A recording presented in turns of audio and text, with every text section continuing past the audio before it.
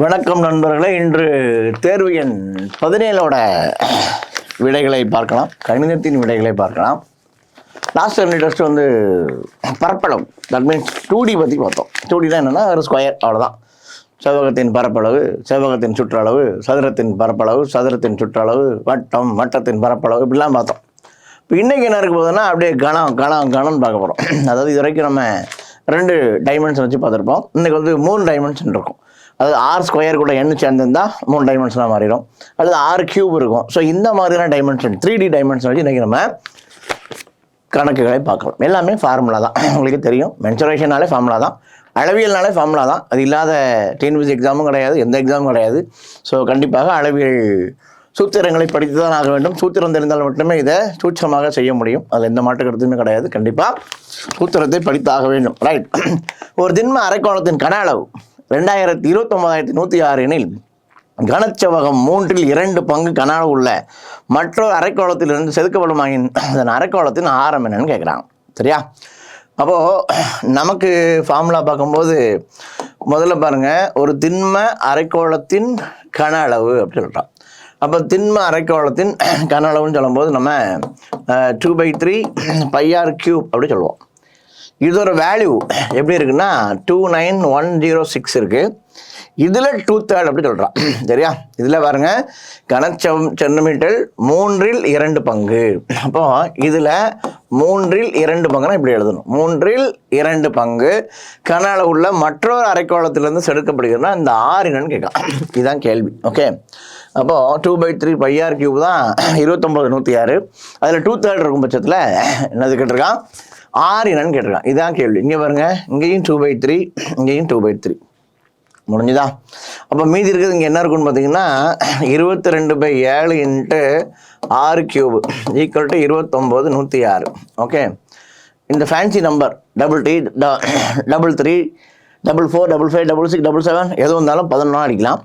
11 அடித்தா இங்கே 2 டைம்ஸ், இங்கே 11 அடித்தா 2 டைம்ஸ்னா 22, மீதி 71, 6னா 66, மிச்சம் 5, 50, 4னா 44, மீதி 6, 6 டைம்ஸ். ஓகே. அடுத்து செய்ய வேண்டிய ஒரு முக்கியமான வேலை என்னென்னா R³ = 2646 × 7. சரியா? அப்போ இந்த இடத்துல இது கியூப் ரூட் எடுக்கணும். அப்போ நம்ம இந்த பெருக்கி தான் கியூப் எடுக்கணும் அவசியம் கிடையாது. 6 × 7 42. 2ல் முடிஞ்சால் கியூப் நம்பர் 2ஆக இருக்கலாம், 8ஆக இருக்கலாம். ஸோ இந்த மாதிரி ஆப்ஷன்லாம் இருக்குது, அதை வச்சும் போடலாம். இல்லை பெருக்குன்னா பெருக்கிறோம். 6 6 36, 7 42, 2 மிச்சம் 4, 28 32, மிச்சம் 3, 42 46, 46 மிச்சம் 4, 14, 18, 961. அப்புறம் இந்த இடத்துல 2/3 R³ ஓகே. 2646 நம்ம 7ஆல் மல்டி பண்ணி கியூப் ரூட் எடுத்த ஆன்சரு 29,106. 2/3 2/3 அப்படியே தூக்கிடலாம். 22/7 இந்த ஒரு 2 ஒன்று இருக்குது, இதை முட்டுட்டோம் நம்ம. ஸோ இதை நம்ம 2ஆல் அடித்தோம் அப்படின்னா 1 3 2 3. ஓகே. 2 வச்சு அடிக்கிறோம். 22 வச்சு 11 வச்சு அடித்தா 2 டைம்ஸ், இந்த 2 வச்சு அடித்தா 1323 நம்ம மல்டிப்ளை பண்ணிடலாம். மல்டிப்ளை பண்ணால் 3 21 மிச்சம் 2, 14 16க்கு 6 மிச்சம் 1, 21 22 மிச்சம் 2 9, 9261. அப்போ R³ இருக்குது. அப்போ கண்டிப்பாக இதுக்கு கியூப் ரூட் எடுக்கணும். சரியா? அப்போ கியூப் ரூட்டு நம்ம ஏற்கனவே படிச்சிருக்கோம். கியூப் ரூட் 1ல் முடிஞ்சால் 1ல் முடியும், 2ல் முடிஞ்சால் 8 2 8 இருக்கலாம்லாம் படித்து வச்சுருக்கோம். ஸோ இங்கே 1ல் முடிஞ்சதுனால 1³ ஸோ தட் இஸ் 21³ தான் எவ்வளோன்னு பார்த்தீங்கன்னா 9261. 21³. இப்போ நமக்கு ஃபார்முலா தெரியும், 2/3 πr³ பாருங்கள். ஒரு திண்ம அரைக்கோளத்தின் கன அளவு 29,106ன்னு சொல்லலை, 29,106 கன சென்டிமீட்டரில் 3/2 பங்கு அப்படின்னு சொல்கிறோம். அப்போ 3/2 பங்குன்னு சொன்னோன்னா அந்த ஆரத்தை மட்டும் கேட்டிருக்கான். ஸோ ஆரத்தை ஈஸியாக கண்டுபிடிச்சலாம். இதை 2/3 எடுத்தோம்னா அதுதான் அந்த புது அரைக்கோளத்தோட கன அளவுன்னு சொல்லிட்டு அதில் 6 கேட்டிருக்கான். அப்படியே ஒரே லைனில் எழுதிட்டோம்னா ஈஸியாக கேன்சல் பண்ணிடலாம். 11 அடித்தோம் 2 டைம்ஸு, 11 அடித்தோம், திருப்பி 2 வச்சு அடித்தோன்னா 1323. இந்த 7 இங்கே போனால் பெருக்கலாம் மாறிடும். பெருக்கியாச்சு. அடுத்தது கேர்வ் சர்ஃபேஸ் ஏரியா. இப்போ நமக்கு தெரியும் திடக்கோளத்தின் வலைபரப்பு 36 சென்டிமீட்டர். ஃபார்முலா 4πr² தான் நமக்கு கொடுத்துருக்காங்க 36. அப்போ அரைக்கோளத்தின் மொத்த பரப்பு கேட்டிருக்கான். ஸோ 3πr² கேட்டிருக்கான். இப்போ நமக்கு கொடுத்தது 2πr² வேல்யூ 36 கொடுத்துட்டு நமக்கு கேட்டது 3πr² கேட்டிருக்கான். ஓகேவா, இதுதான் ஃபார்முலா. இப்போ நமக்கு வந்து திடக்கோளத்தின் வலைபரப்பு ஃபார்முலா 4πr², அதான் 36. நமக்கு தேவை அரைக்கோளத்தின் பிரித்தால் அது அரைக்கோளத்தின் மொத்த பரப்பு என்னன்னு கேட்டிருக்கான். இப்போ மொத்த பரப்பு 3πr². இப்போ இந்த இடத்துல பாருங்கள், இந்த 4 வச்சு அடிச்சிட்டிங்கன்னா 9 டைம்ஸ். அப்போ இந்த πr² வேல்யூ எவ்வளோன்னு தெரியும், 9ன்னு தெரியும். அப்போ 3 × 9 எவ்வளோ, 27. அவ்வளோதான், ஒரே ஸ்டெப்பில் ஆன்சரு. ஒன்றுமே பண்ண வேண்டாம்.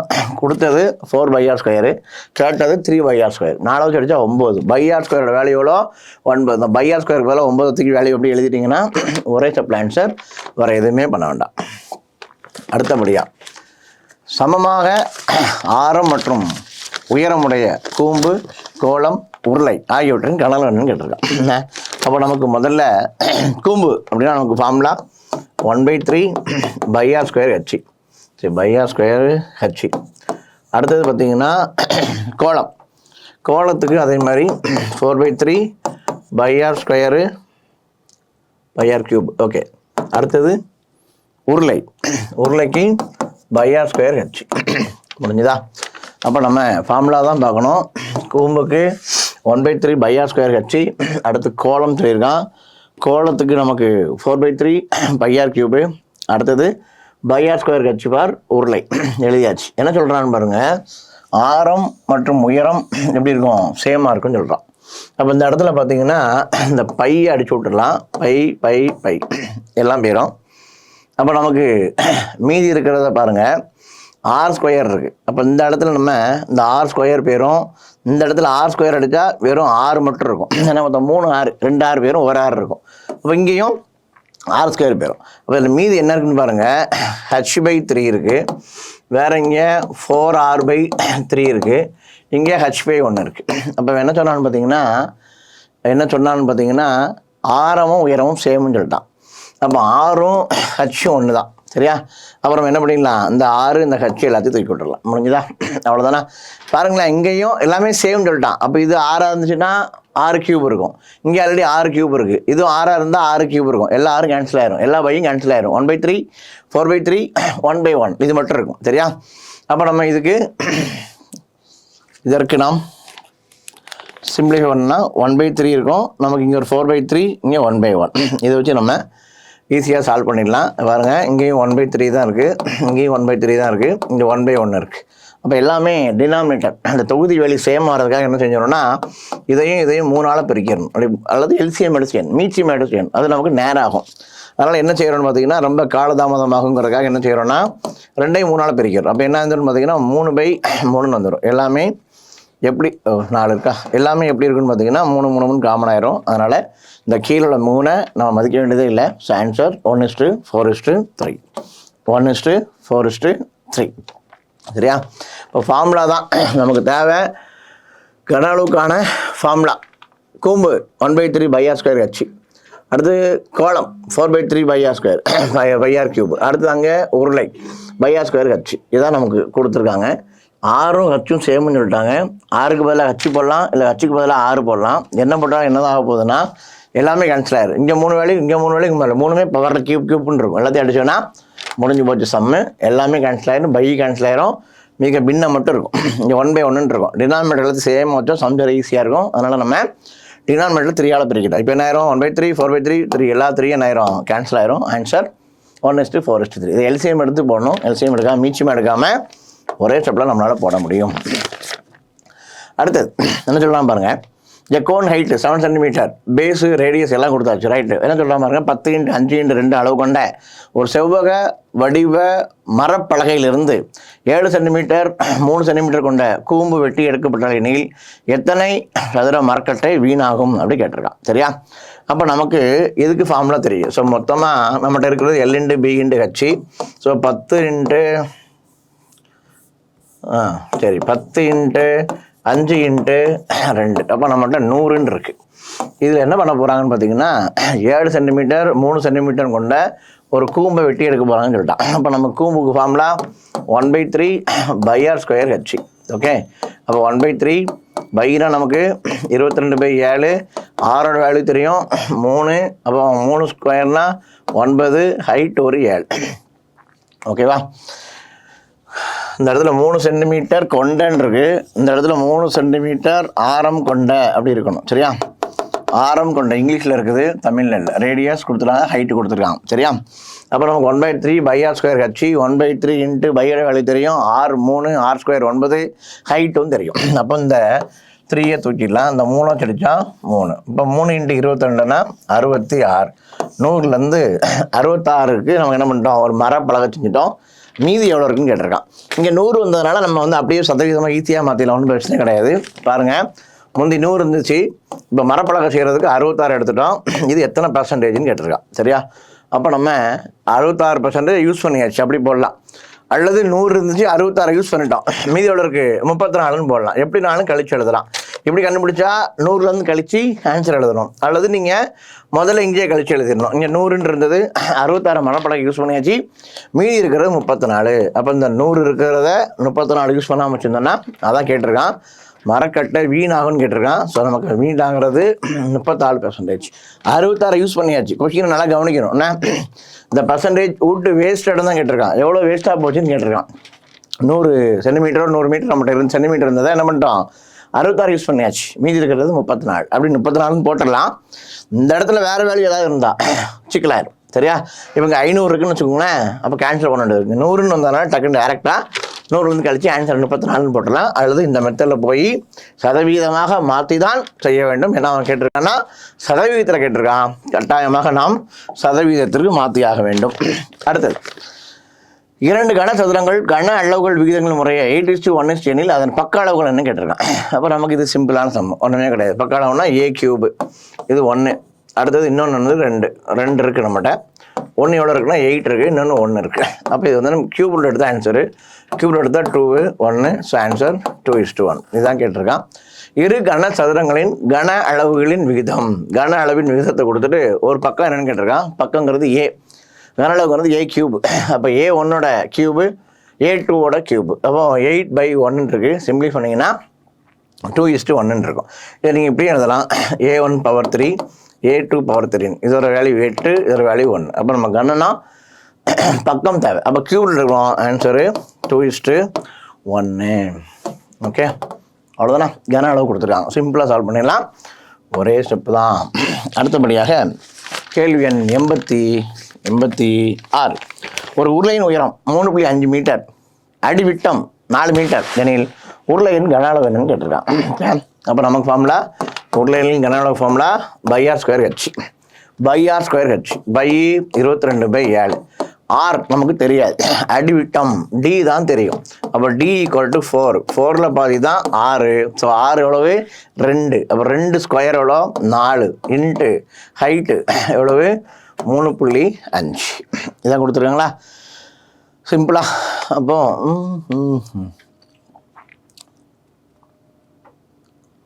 சரி, அப்போ 6, 2 தெரிஞ்சு போச்சு. ஸோ அது எவ்வளோ ஆயிரும் 4000. ஸோ உருளை 3 இருக்குது. சரி, அப்போ இதை நம்ம 3ஐயும் என்ன பண்ணிக்கலாம்னு பார்த்தீங்கன்னா, சிம்பிளாக எழுதும்போது இந்த 3ஐயை 7/2 எழுதிக்குவோம். அப்போ கேன்சல் பண்ணுறதுக்கு ஈஸியாக இருக்கும். 7/2 எவ்வளோ தான், அதே 3 தான். என்ன ஆயிரும், இந்த ஈஸியாக கேன்சல் ஆயிரும். இந்த 2 அடித்தா 11, 11 4 44. ஓகே, ஒரு உருளையின் உயரம் அடிவிட்டம், உருளையின் கன அளவு, கன அளவுக்கான ஃபார்முலா πr² ஹெச். ஏற்கனவே சொன்னேன், கியூப் வரணும். 3 வேல்யூ இருக்கும், ஸ்கொயரு ஹைட்டு இல்லைன்னா கியூப். இங்கே அப்போ r² இன்ட்டு ஹைட் பை 2/3. ஆரோட வேல்யூ r². ஆர் நமக்கு கொடுக்கல, என்ன கொடுத்துருக்கான், விட்டம் டி தான் கொடுத்துருக்கான். டியில் பாதி தான் ஆரம், அடித்தா 2 ஸ்கொயர் 4 எழுதியாச்சு. 3.5 இருக்குது. அப்போ 3.5 அப்படி எழுதிக்கலாம், 7/2 எழுதிக்கலாம். ஸோ இந்த 7/2 7 கேன்சல் ஆகிடும், 2 வச்சு அடித்தா ஒரே ஸ்டெப்பில் ஆன்சர். அவ்வளோதான். அடுத்தபடியாக ஒரு செவ்வக தொட்டியில் 2340 மில்லிமீட்டர் அளவுள்ள தண்ணீர் உள்ளது. தொட்டியின் நீளம் 15 மீட்டர், அகலம் 13 மீட்டர். ஆழம் என்னன்னு கேட்டிருக்கான். அப்போ பாருங்கள், நீளம், அகலம், ஹைட்டு தெரியாது. இதெல்லாம் சேர்ந்து 2340 அவ்வளோதான், வேறு ஒன்றுமே இல்லை. சும்மா கொடுத்து வச்சுருக்கான். 3ஐயும் பெருக்குன்னா இந்த வேல்யூ கிடைக்கும். இதெல்லாம் சும்மா ஃபார்முலா தெரியணும் அவசியமே கிடையாது. 3ஐயும் பெருக்கி போட என்ன கிடைக்கணும்? 2340 கிடைக்கணும். 15 இன்ட்டு 13 இன்ட்டு நீளம் இன்ட்டு அகலம் இன்ட்டு உயரம் இன்ட்டுன்னு போடுறவங்க இங்கே ஆழம்னு போட்டுருக்கு. அவ்வளோதான் விஷயம். அப்போ இந்த இடத்துல நம்ம வந்து 15ஆல் அடிக்கலாம், இல்லை 5ஆல் அடிக்கணும்னா அடிக்கலாம். சரி 5ஆல் அடிப்போம். 15ஆல் அடித்தா ஈஸியாக முடிஞ்சிடும். 1ன்னா 15, மீதி எவ்வளோ? 8, 84. அப்போ 5 15 எவ்வளவு? 75. மீதி எவ்வளோ இருக்குது? 9, 90, 6 டைம்ஸ் முடிஞ்சது. இப்போ இந்த 13 வச்சு அடிக்கலாம். 1 13 13, மீதி 2 26, 2 13 26. Answer height equal to 12. Answer 12. அவ்வளோதான். இப்போ ரொம்ப சிம்பிளான விஷயம். 3ஐயும் பெருக்குன்னா 2340 கிடைக்கணும். நமக்கு நீளம் தெரியும், அகலம் தெரியும். ஸோ நமக்கு ஆழம் தான் தேவை. ஆழத்தை ஹைட்டுன்னு வச்சுட்டு சும்மா அடிச்சு விட்டா ஒரே ஸ்டெப்பில் ஆன்சர். அடுத்தபடியாக சூப்பரான சம்முங்க பாருங்க. ஒரு நேர்வட்ட உருளையின் ஆரம் கோளத்தின் ஆரத்திற்கு சமம், மேலும் அவைகளின் கன அளவுகளின் சமம் எனில் நேர்கோட்டு உருளையின் உயரத்தை காண்கன்னு சொல்லியிருக்கான். அப்போ நமக்கு முதல்ல பாருங்கள், ஒரு நேர்கோட்டு உருளையின் ஆரம் கோளத்தின் ஆரத்திற்கு சமம், மேலும் அவைகளின் கன அளவுகளின் சமம் அப்படின்னு சொல்லியிருக்கான். சரியா? அப்போ நமக்கு நேர்வட்ட உருளையின் ஆரம் கோளம், உருளை இருக்குது, உருளையை பற்றி பேசுகிறாங்க, கோளத்தை பற்றி பேசுகிறாங்க, அவங்கள ஆரம் சேம்னு சொல்கிறான். அப்போ நமக்கு ஃபார்முலா πr²h உருளை. அடுத்து என்னது? கோளம். கோளத்துக்கு ஃபார்முலா πr3 4/3 πr3 4/3 πr3. இப்போ இந்த இடத்துல பார்த்தீங்கன்னா அவன் என்ன சொல்லிட்டான்? ஆரம் சேம் அப்படின்னு சொல்லிட்டு ஹைட்டை பற்றி மட்டும் கேட்குறான். சரியா? அப்போ நமக்கு ஆரம் சேம், இது ரெண்டும் என்ன சொல்லிட்டான்? ஈக்குவல்னு சொல்லிட்டான். அப்படி தானே? ஆரத்துக்கு சமம், அவைகளின் கன அளவுகளும் சமம். கன அளவுகளும் எப்படி தான் இருக்குது? சமமாக இருக்கும். உருளையின் கன அளவு πr²h, கோளத்தின் கன அளவு 4/3 πr3, ரெண்டுமே சமம் அப்படின்னு சொல்லிட்டான். இப்போ நம்ம இதை சிம்பிளை பண்ணணும். அப்போனா என்ன கேட்டிருக்கான் அப்படின்னு பார்த்தீங்கன்னா, ஹைட் எப்படி இருக்குன்னு கேட்டிருக்கான். இந்த ஹைட்டு தான் கேட்டிருக்கான். சரியா? அப்போ இந்த பாருங்கள், இந்த பை கேன்சல் ஆயிரும். இது எப்படி இருக்கும்? 6 × 6 இருக்கும். இங்கே 6 × 6 × 6ன்னு 3 6 இருக்கும். கரெக்டாக? அப்போது இந்த 2 6 இந்த 2 6 போயிட்டுனா ஒரே ஒரு 6 மட்டும் மீதி இருக்கும். அப்போ நம்ம ஹைட் ஈக்குவல் டு எப்படி இருக்குன்னு பார்த்தீங்கன்னா 4/3 r இருக்கும். அதுதான் கேட்டிருக்கேன். ஹைட் எப்படி இருக்கும்? 4/3 மடங்கு ஆஃப் ஆரம் அப்படின்னு கேட்டிருக்கேன். அவ்வளோதான். ஃபார்முலா தான் தெரியும். உருளை πr²h, கோளம் முடிஞ்சு, பையை கேன்சல் பண்ணியாச்சு, r² இருக்குது. இங்கே 2 r இருக்கும், இங்கே 3 r இருக்கும். அப்புறம் 2 r இப்படி இருக்கும். Pi into r into height equal to 4/3 into r into r 3 r இருக்கும். இப்போ இங்கே 2 r, இங்கே 2 r தூக்கிடலாம். அப்புறம் இந்த பையை தூக்கிடலாம். மீதி யார் இருக்கா? ஹைட் இருக்குது. என்னது இருக்குது? 4/3 r. ஹைட் எப்படி இருக்கும்? 4/3யோட மடங்கு பெருக்குனா மடங்கு, 2 மடங்குனா 2ஆல் பெருக்கும், 4 மடங்குனா 4ஆல் பெருக்கும். இங்கே 4/3 மடங்குன்னு சொல்லியிருக்கான். இவ்வளோதான் சம்மு.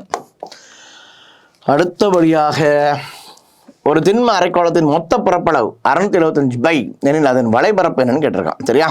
அப்போ மொத்த வலைபரப்புனா ஃபார்முலா 3/r². வலைபரப்புனா 2/r². அவ்வளோதானா? திண்ம அரைக்கோளத்தின் மொத்த புறப்பரப்பு ஃபார்முலா 3/r². நமக்கு வலைபரப்பு ஃபார்முலா 2/r. அப்போ இந்த இடத்துல இதோட வேல்யூ அவனே கொடுத்துட்டான். சரியா? 3/r² வேல்யூவை 3/r² வேல்யூ எவ்வளோன்னு சொல்லிட்டான்னா 675 சொல்லிட்டான். 3/r² வேல்யூ எவ்வளோ சொல்லிட்டான்? 675 சொல்லிட்டான். இப்போ நான் என்ன பண்ணுறேன்? இந்த 3 வச்சு அடிக்கிறேன். அப்போது 3 வச்சு அடித்தா 2 3 6 2 3 6 மிச்சம் 5 3 15. இது எதோட வேல்யூ? πr² value. போன செஞ்சோம்ல அதே மாதிரி இந்த πr² வேல்யூ எவ்வளோ சொல்லிட்டீங்க? 225 சொல்லிட்டீங்களா? πr² value 225. 2 பெருக்குன்னா ஆன்சர். 2 பெருக்குன்னா எவ்வளோ? 450. இதுதான் கேட்டிருக்கான். ஆன்சர் 450. சிம்பிளான சம், ஒன்றும் பெரிய கஷ்டமே கிடையாது. திண்ம அரைக்கோளத்தின் மொத்த புறப்பரப்பு 3/r². அதான் 675 பை. நான் அது மறந்துடக்கூடாது, சாரி கவனிக்கல. பை இருக்குது, பை அடிக்க வேண்டாம். πr² value 675 by. அப்போ இந்த இடத்துல பை மட்டும் இருக்கும், அப்படியே அந்த பையையும் சேர்த்துக்கோங்க. Answer 450 pi. ஏன்னா இங்கே 675 பை இருக்குது, அந்த பையை ஒன்றும் பண்ணாது, அப்படியே வச்சுக்கோ. Value πr² value 225 by. அப்போ 2ஆல் பெருக்குனா ஆன்சரு. ஒரே ஸ்டெப்பில் ஒரே அடியில் ஆன்சர் போட்டு போய்கிட்டே இருக்கலாம். அடுத்த சம்மு, சரியான சம்மு. 24 சென்டிமீட்டர் உயரமுள்ள அடிப்பக்க ஆரம் 7 சென்டிமீட்டர் கொண்ட கூம்பு தயாரிக்க தேவையான இரும்பு தகட்டின் பரப்பு என்னன்னு கேட்டிருக்கான். சரியா? அப்போ கூம்புன்னு சொல்லும்போது நமக்கு formula pi R L plus R, pi R L plus R. இங்கே பார்த்தீங்கன்னா நமக்கு யார் தெரியுவா? ஹைட்டு தெரியும், எவ்வளோ? 24. ஆரம் தெரியும், எவ்வளோ? 7. ஆனால் நமக்கு யாரை காணும்? எல்லை காணும். அப்போ எல் கண்டுபிடிக்கிறதுக்கு ஒரு ஃபார்முலா இருக்குது. என்ன ஃபார்முலா அப்படின்னு பார்த்தீங்கன்னா height square plus R square. எல்லுக்கு formula height square plus R square. அப்போ நமக்கு ஹச்சுங்கிறது 24 ஸ்கொயர், ஆறுங்கிறது 7 ஸ்கொயர். அப்போ 24 ஸ்கொயரு 576, 7 ஸ்கொயரு 7 7 49. சரியா? அப்புறம் நமக்கு வர்றது 9 15 மிச்சம் 1 12 2 625 இருக்கும். 625 ரூட் எடுத்தால் எவ்வளோ? 25. 625 ரூட் எடுத்தால் எவ்வளோ? 25. அப்போ இந்த இடத்துல நம்ம போய் வேலையை பார்க்கலாம். 22/7 இன்ட்டு 7 இன்ட்டு எல் எவ்வளவு? 25. 6 எவ்வளவு? 7. அப்போ இங்கே 32 அடிச்சிடலாம். 22ஐயும் 32ஐயும் பெருக்கணும். 2 இன்ட்டு 2னா 4, 3 இன்ட்டு 2னா 6 ப்ளஸ்ஸு இதில் பாதி கூட்டணும் 7. ஆன்சரு 704. அவ்வளோதானா? அப்போது டெஸ்ட்டில் ஃபுல் அண்ட் ஃபுல்லாக நம்ம பார்க்குற விஷயம் என்னென்னு பார்த்தீங்கன்னா ஃபார்முலா, வேறு ஒன்றுமே கிடையாது. நம்ம சிம்முண்டஸ் காம்பவுண்டஸ் மாதிரியோ ரேஷியோ மாதிரியோ ஃபார்முலா இல்லாமல் இங்கே ஒன்றுமே பண்ண முடியாது. கட்டாயமாக ஃபார்முலா படித்திருந்தால் மட்டுமே இன்றைய டெஸ்ட்டு, இன்றைய தேர்வு உங்களுக்கு பயனளித்திருக்கும். இல்லை என்றால் கண்டிப்பாக ரொம்ப கஷ்டம். நீங்கள் வந்து டெஸ்ட்டு போடும்போது சும்மா ஜாலியாக ஃபார்முலா புக்கை புரட்டி பார்த்து சம் போட்டு பழகலாம். ஆனால் அது யூஸ் இருக்காது. நான் அன்றைக்கே சொன்னேன். ஸோ மென்சுரேஷன் சாப்டரை பொறுத்தளவில் ஒரு செவத்தில் ஃபுல்லாக 2D செவ்வகம் பரப்பு அப்படி எழுதி வச்சுருங்க, இன்னொன்று ஃபுல்லாக கன அளவு கன செவ்வகம் அப்படி எழுதி வச்சுட்டு பார்த்துட்டே இருங்க. பார்த்தா கொஞ்சம் ஈஸியாக படிச்சிடலாம். இதை நமக்கு திருப்பி கேட்க போகிறாங்க. ஃபார்முலா படிச்சிருந்தா கண்டிப்பாக எல்லா சம்மும் போட்டுக்கலாம். ஸோ ஃபார்முலா படிச்சிருப்பீங்க நம்புகிறேன். டெஸ்ட்டில் நல்ல மார்க் வாங்கியிருப்பீங்க நம்புகிறேன். மீண்டும் அடுத்த வீடியோவில் சந்திக்கலாம். நன்றி.